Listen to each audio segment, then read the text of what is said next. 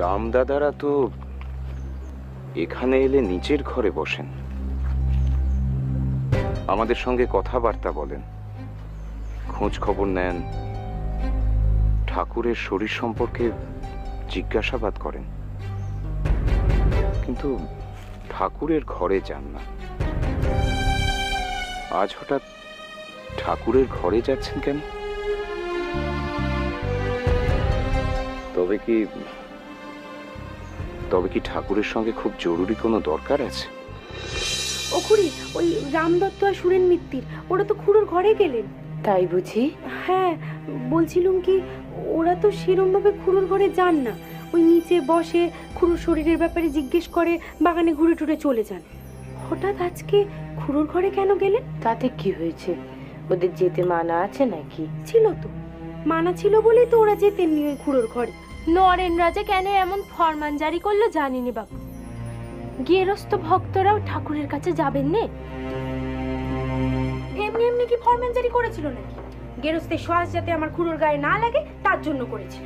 কিন্তু সেই ফরমানটা এখন উঠে গিয়েছে, যেই আসছে সেই ঠাকুরের কাছে যেতে পারছে। রামবাবুরাই তো জেদ ধরেছিলেন। তা সে জেদ হয়তো ভেঙে গিয়েছে, তাই গিয়েছে। এ নিয়ে এত কথা চালাচালি কেন হচ্ছে বল দেখিনি লক্ষ্মী? আমি মোটেও কথা চালাচালি করছি না খুড়ি, ওরা কেন ওখানে গেল সেই নিয়ে আমার সন্দেহ হচ্ছে। দেখ মা, সন্দেহ করবার তো কিচ্ছুটি নেই। নরেনরা তো ঠাকুরের কথা ভেবেই অমনটি বলেছিল। তেনারাও ঠাকুরের কথা ভেবেই নিজে থেকেই যাচ্ছিলেন। তবে আজকে কেন গেল? ফের শীতের ওই কথা। লক্ষ্মীমণির মাথায় যদি কিছু একটা ঢোকে গো মা, তবে সে তার ঠিক উজি কুষ্টি ঘাটতে থাকে। না গো, ব্যাপারটা আমার যেন কেমন গোল ঠেকছে। কেন রে মা, এর মধ্যে তুই আবার গোল কোথায় দেখছিস? নরেনরা সঙ্গে কেউ ছিল নি, ওরা একেবারে গট গট করে খুড়োর ঘরে চলে গেল। রাম সুরেন এরা ঠাকুরের কাছে যাবে, এদের সঙ্গে আবার কাউরে লাগে নাকি রে মা? আর তোদের এসব নিয়ে বড্ড ভারী মন্দ চিনতে, কে কোথায় কখন যাবে কখন এলো এসব নিয়ে তো ভাবনা চিনতে কিসের রে?